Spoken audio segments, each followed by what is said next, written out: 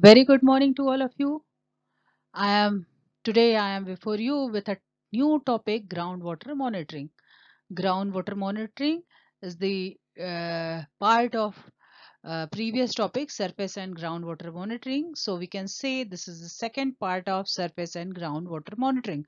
But today I will emphasize only on the topic groundwater monitoring. This includes sampling strategies, instrumental methods for monitoring, and physicochemical analysis of groundwater only. Okay. So the matter I am presented here in this slide is taken from two literature. One is the research paper written by Barcolona et al. In 1985, and the Barcolona is associated with Western Michigan University, and the paper is a practical guide for groundwater sampling. Second reference is taken from the book Environmental Monitoring and Characterization, published from the Elsewhere Science and Technology by Artiola et al. 2004. So by these two papers, I have make this presentation. Myself, Dr. Rajni Shrivastava, working as Assistant Professor in Environmental Science, Environmental Technology Department, Rajiv Gandhi South Campus, BHU. And I am giving you a new material related to environmental science on my YouTube channel, and environmental science material related to NET examination. So kindly follow my channel, like and subscribe my channel. Groundwater. Why we are going for groundwater sampling? What is the importance of groundwater? As we know, surface water bodies are hydraulically connected to groundwater in most types of landscapes. Means we cannot separate groundwater or surface water. Both bodies are integral part of each others. Means surface water bodies are integral part of groundwater flow system. Even if a surface water body is separated from the groundwater system by an unsaturated zone, seepage from the surface water may recharge groundwater. So because of the interchange of water between these two components means surface water bodies and groundwater flow of the hydraulic system, development or contamination of one commonly affects the other. Okay, so if we contaminate surface water, it will leads to contamination of groundwater, or if we contaminate groundwater, ultimately it affects the quality of surface water. The movement of surface water and groundwater is controlled to a large extent by a physiography of an area. In addition, with physiography, there is additional factors like the climate through the effects of precipitation and evapotranspiration affects the distribution of water to and remove from landscape. Therefore, it is necessary to understand the effect of physiography and climate of on surface water runoff and groundwater flow system in order to understand the interaction of groundwater and surface water. That's why surface water sampling is important for us, or surface water monitoring is important for us, because without cleaning of surface water, we are not able to decontaminate groundwater, and groundwater ultimately in any way affect the quality of surface water. So the groundwater sampling, this groundwater sampling started in 1980s and 1990s. Okay, so in 1980s and 1990s has increased attention, has focused on the problem of groundwater contamination by various organic and inorganic compounds. As advances in laboratory analytical methods allow detection of even a smaller concentration of increasing number of compounds in groundwater, the need for accuracy and precision in sampling techniques continue to grow. So the groundwater sampling started or evolved in 1980s to 1990s. The objectives of groundwater sampling: uh, to conduct an effective groundwater sampling efforts, one must understand the specific objective of the sampling. Often objectives will dictate certain sampling methods, locations or protocols. So objectives of groundwater monitoring or the requirement of groundwater monitoring is depend on the state and federal regulatory programs. Federal regulatory programs include Comprehensive Environmental Response Compensation and Liability Act, that is called CERCLA, SARSLA. SARSLA, that is the Comprehensive Environmental Response Compensation and Liability Act, commonly known as Superfund program, that regulates characterization and cleanup at uncontrolled hazardous waste site. So federal regulatory program include first thing, that is the Comprehensive Environmental Response Compensation and Liability Act or Superfund programs. And the aim of this program is to regulate characterization and cleanup at uncontrolled hazardous waste sites. Second program of federal regulatory program include Resource Conservation and Recovery Act, that is RCRA. Resource Conservation and Recovery Act, which regulates management and remediation of waste storage and disposal sites. Third program is for Safe Drinking Water Act, SDWA, which regulates drinking water quality for public water supplies and also include the underground injection control program and the wellhead protection program. So first is the SARSLA, that is the Comprehensive Environmental Response Compensation and Liability Act. Second one is the Resource Conservation and Recovery Act, RCRA. Third is the SDWA, that is the Safe Drinking Water Act, that regulate water quality for public water supplies. And fourth is the Surface Mining Control and Reclamation Act, which regulates permitting for open pit mining operations. With all these, there are some additional state monitoring programs also for groundwater monitoring. Much of the groundwater sampling conducted during the last few decades have focused on characterization and cleanup of sites. Okay, so the focus of groundwater monitoring in last few decades is only on the characterization and cleanup of sites where groundwater has become contaminated through spills, leaks, or land disposal of waste. So obtain data necessary for making decision on site management or cleanup in addition to satisfying regulatory requirement. The specific objective, this specific objective of groundwater monitoring may change as the site become better characterized and as the site remediation progress. Okay, so a specific objective may change according to the characterization of the site or site remediation progress, and the frequency of sampling may also be adjusted depending on how rapidly groundwater conditions are changing at the site. Means frequency of sampling may be rapid, may be slow depending on the groundwater condition. How frequently groundwater is changing? If there is frequent change in groundwater condition, then we will go for frequent sampling. And if it changes slowly, then we can do sampling at greater interval. A common objective for all type of groundwater sampling is to obtain samples that are representative of the groundwater conditions in the subsurface where the samples originated. Okay. Types of groundwater discharge.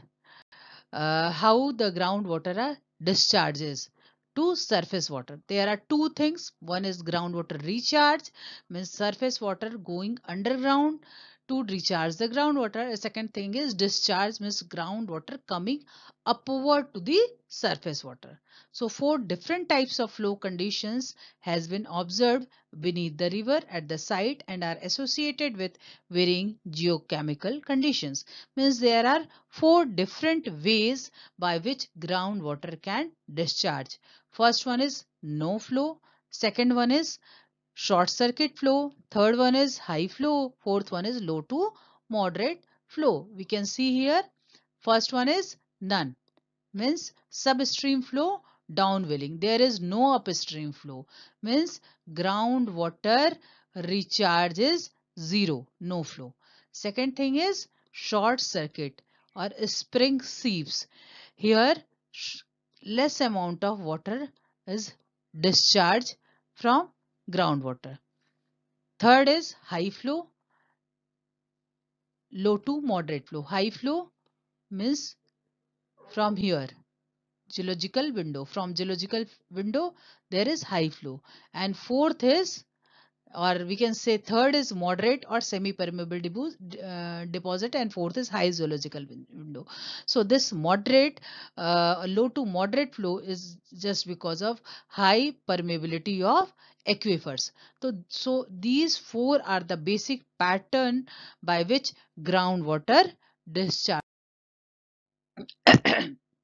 In no flow location, no groundwater is discharging to the stream as a result of geological barriers or hydraulic barriers like downwelling. Consequently, at those locations, the interstitial water is streamed is geochemically quite similar to surface water and is not contaminated. In no flow location, there is less chance of contamination of surface water. Second is the short circuit condition. This condition referred to discharge at a spring and seeps where contaminated groundwater flow rapidly up through very localized gap in semi-confining units. Means generally this type of condition occur in spring condition, and localized gap is formed in the semi-confining unit and undergoes little or no attenuation or modification. Third is high flow areas. More permeable deposits result in areas of higher groundwater flux. These areas reflected in strong temperature anomalies at stream bed surface. And more rapid flow and shorter residence time in the stream deposit resulted in discharge of contaminated groundwater that has been only briefly exposed to reduced conditions. In no flow condition, there is less chances of contamination of water. In short circuit this condition, there is localized gap is formed, and again there is little or no attenuation or modification recorded in surface water. But in high flow areas, more permeable deposits present there, and this resulted into the areas of high groundwater flux, and these areas are affected in strong temperature anomalies and greater chances of contamination of surface water through more rapid flow also. Here I am taking the example of PCE, that is the tetrachloroethylene groundwater plume discharge to a river. This PCE, that is the tetrachloropolylethylene, or we can say PCE, in low to moderate groundwater discharge areas, PCE concentration is stream bed are reduced to below EPA's freshwater aquatic life chronic toxicity standards. Means in low to moderate groundwater discharge areas, this its concentration is under the toxicity standard, aquatic life chronic toxicity standard. But at short circuit and high groundwater discharge zone, the concentration in the stream bed were observed to be higher than the EPA standard for PCE. Means if there is short circuit or high groundwater discharge, then there is possibility of more contamination of the surface water. There are various steps that we will have to follow for groundwater samplings. These steps, first step always started with designing sampling plans. Why we are going to sample, what we will sample, how we will sample, when we will samples, and from where we will go to take samples. So these are some basic questions that helpful in designing sampling plans. Next step is to prepare the sampling. Prepare the sampling. Review. For preparing the sampling, we have to review some logistic issues. bore location, because sampling of groundwater is only possible because of only possible when we will do boring. So bore locations, bore construction, detailed sampling equipments, and checklist. So second thing is, after the design sampling plan, second is to prepare sampling. Third is the record bore and site condition. After selecting the bore location and bore construction detail, we will go for record bore and site condition. Then measure water level, how much water level is present in that area where we are going to boring. Okay, so next is to, after measuring the water level, is to the bore purging. Okay, after the bore purging, we can do two things by decontaminated equipments. First, we can bring that sample to the brings water sample and take water sample and bring that to the lab. And second thing is to do analysis at the site, means in situ or ex situ analysis we can do. For both the things, decontaminated equipment is necessary. So decontaminate equipments, then collect samples for laboratory analysis, label samples including quality control samples. After that, filter samples where required, wherever required, then we go for the preservation of the sample, then transport the sample and laboratory analysis. So all these steps we will follow for ex situ sample collection. And in situ means at the site sample collection. After taking samples from the decontaminate equipment, we calibrate equipments, measure field parameters and record result. So this is the process that we can do on site. After that, review results and these are again some steps in groundwater sampling, but this include the sources of error also. In situ condition, first thing is the establishment of the sampling point. So the error may be possible: improper well construction, placement, inappropriate material selections. So all these error may be possible at time of establishment of sampling point. So it is important to avoid all these things. Second thing is field measurement, instruments malfunctions or operation error. So before going for field measurement, we have to check all these things: sample collection, sample mechanism bias, operation error, sample delivery and transfer. At the time of sample delivery and transfer, we must conscious about sampling mechanism biasness, sample exposure, oxygenation and field condition. Then field blanks and standard, again we need to require operation error, matrix interface, and field determination, instrumental malfunction, operator error and field condition. Preservation and storage can be done by can be done after the field determination. And last thing is transportation. So after transportation, the one thing that we keep in mind, less loss of samples occur. For doing any type of groundwater monitoring, it is important to construct monitoring well. So, construction of monitoring well or network of monitoring well is an important step for groundwater sampling. If the monitoring well are not located or constructed appropriately, the data collected may be misleading. So many of the current monitoring well drilling and construction method evolved during 1970s. Means construction of monitoring wells evolved in 1970s, and techniques have been adapted from both the water well and petroleum drilling industries to meet the special challenge of monitoring well drilling. Uh, there are many variables that we must consider for construction of monitoring well. First thing is, the upper section of well is protected with the short section of steel casing, surface casing. Okay, so upper section must be seized by steel casing or surface casing. The surface casing protect the well casing from physical damage by vehicle or from frost heaving in cold climates. The well casing extend downward through the surface casing. Grout materials are inserted around the sides of the well casing to prevent movement of surface water down the borehole.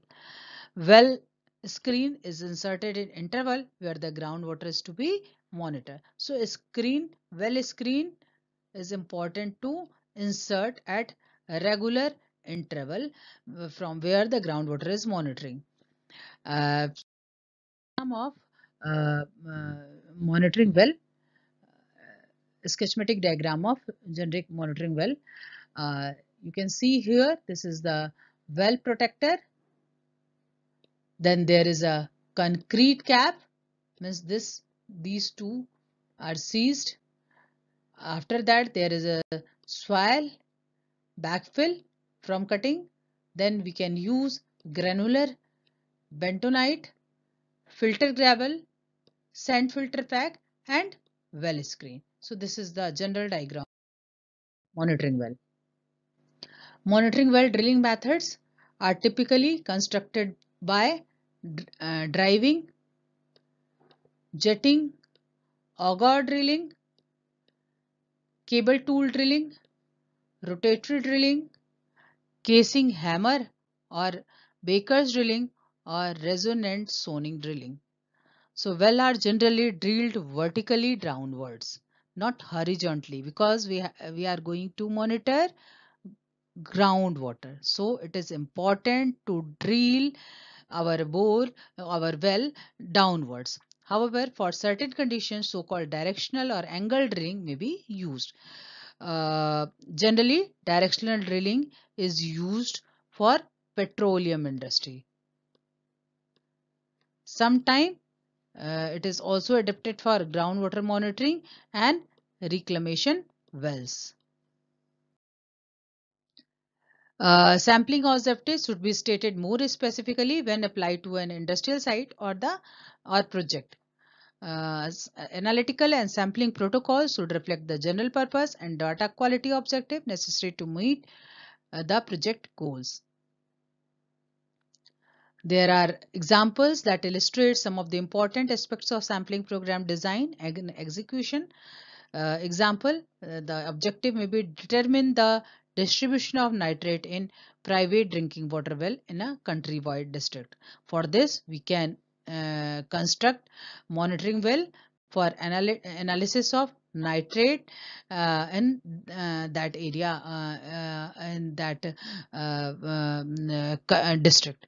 Second is to identify the source of elevated chromium concentration recently observed in samples collected from specific drinking water wells. So for chromium concentration, for knowing the chromium concentration in that groundwater, analysis will go groundwater sampling. There are many devices that are now commercially available for groundwater sampling, but no one sampling devices is ideal for all circumstances. Means there are many devices, but depending on our objective, we can choose that devices. Barcelona et al. Have listed the 4 important characteristics of groundwater sampling devices that should be considered for every sampling programs. Although there are many commercially available devices, but there are 4 major or 4 important characteristics of the devices that should be considered for every sampling programs. What are that 4 important characteristics in that sampling device? First is the device should be simple to operate to minimize the possibility of operator error. So the first thing that very much important for sampling program, the first characteristic that is very important for sampling program is that the device should be simple. Second thing is that device should be rugged, portable, cleanable and repairable in the field. Not use and throw type of device. The device should be rugged, portable, cleanable and repairable in the field. Third characteristic is the device should have good flow controllability to permit low flow rate, means less than 100 ml per minute for sampling volatile chemical constituents, as well as high flow rate more than 1 liter per minute for large volume samples, and purging stored water from monitoring wells. Means the device have a broad range of controllability for capturing the for taking the sample of volatile chemical constituents and also large volume samples. The device should minimize the physical and chemical disturbances of groundwater solution composition in order to avoid bias or impression in analytical results. So the sampling equipments is depend on several site specific factors including the monitoring well design and diameter, the depth of groundwater, the constituents being monitored, the monitoring frequency and the anticipated duration of program. There are many devices. First device is balers. Baler are one of the oldest and simplest type of groundwater sampling devices. And the baler device is analogous to the bucket and rope type of system. As we are lifted water from well using the bucket with the help of rope, same way this balers act. The major refinement is the use of check valve to allow the baler to fill from the bottom. This feature reduces the turbulence and aeration that would otherwise occur when water cascaded down into the open top of the baler. So baler is just like the bucket and rope type of system, and the refinement is just use of check valve. Next is the syringe sampler. Syringe sampler incorporated a movable plunger that fits tightly in a cylindrical sample chamber, and the operator control the movement of plunger. Uh, these are the pictures of sampling devices. This is the baler. This is the monitoring bore using a pump. This is the syringe filter. This one is the baler. This is the syringe filter. This is the field measurements using multi-parameter meters, and this is the monitoring bore using the pump. Inertial pump also we can use for sampling groundwater. It consists of a length of semi-rigid tubing with a check valve attached to the bottom end. The tubing is lowered into the well and the water enters to the check valve. The tubing is then forcefully moved up and down in the well, either manually or through the use of motor driven pump jacket. As the tubing moves upward, the check valve closes and the column of water is lifted along with the tubing and gains upward movement. Next instrument is the suction lift devices. Suction lift devices operates by drawing groundwater up from the well through suction line. That's why it is called suction lift devices. But the limitation is what? It can operate up to only 8 meter. Therefore, these sampling devices are limited to use in shallow wells. Then next is the gas drive devices. It typically consists of cylindrical sample chamber connected to the sample chamber, roof of sample chamber, valve at the surface allow the opening and closing of the sample delivery tube and admit and release pressure in gas tube entry. The check valve is installed in the bottom of the sample chamber, and this closes the check valve and prevent water from entering the sampler as it is lowered into the well. There is a bladder pumps.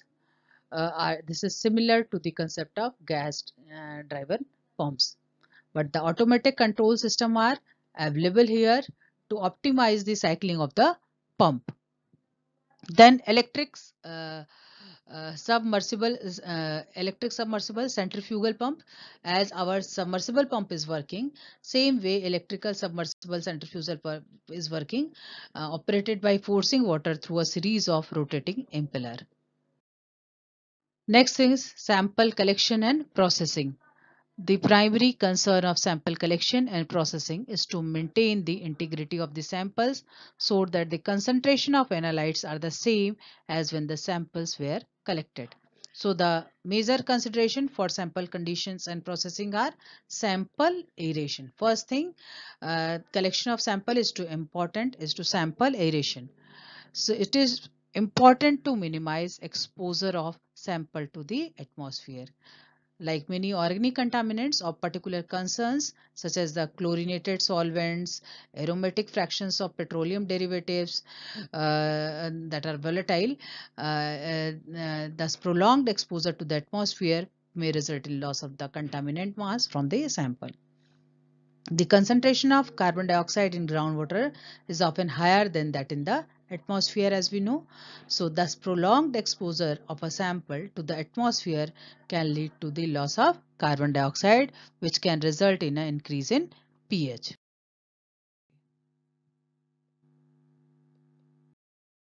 Sampling. Thank you.